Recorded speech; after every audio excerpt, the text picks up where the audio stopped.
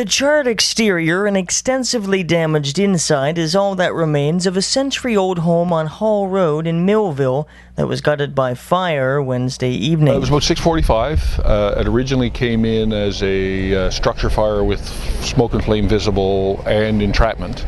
A neighbor saw the truck home and believed there was the father and I believe two sons were in the house.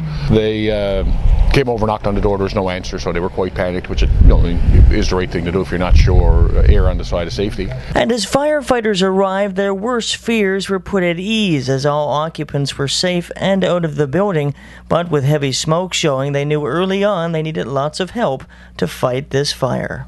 We had mutual aid in from Nicktaw, Middleton, Kingston, Berwick, Waterville and Kentville, along with our own department, probably about 50 firefighters. And like I said, we got here about just prior to 7, and it was probably about 11 when we got out of here. So. And with many factors coming into play with this incident, it was the overall age of the structure that made this fire extremely difficult to extinguish. Of course, in the old days, houses were insulated with anything from seaweed to, in this case, it was sawdust.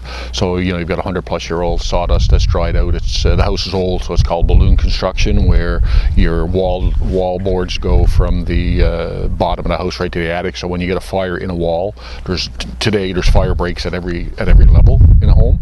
But on older homes, when the fire gets into the wall anywhere, it goes immediately right to the attic, and then from on its way up, it goes to to other joists, and literally can go all over the house. You can be chasing a fire in one corner 1 minute, and turn around and it's behind you the next type of deal. So that's really what we spent the evening doing, chasing those stubborn fires in that sawdust, literally all over the house, including between like floors and ceilings, and quite a mess. And as the investigation continues, there is speculation that this fire potentially started in the kitchen area, but until the fire marshal's office concludes its investigation, the origin and cause of this fire remains unknown.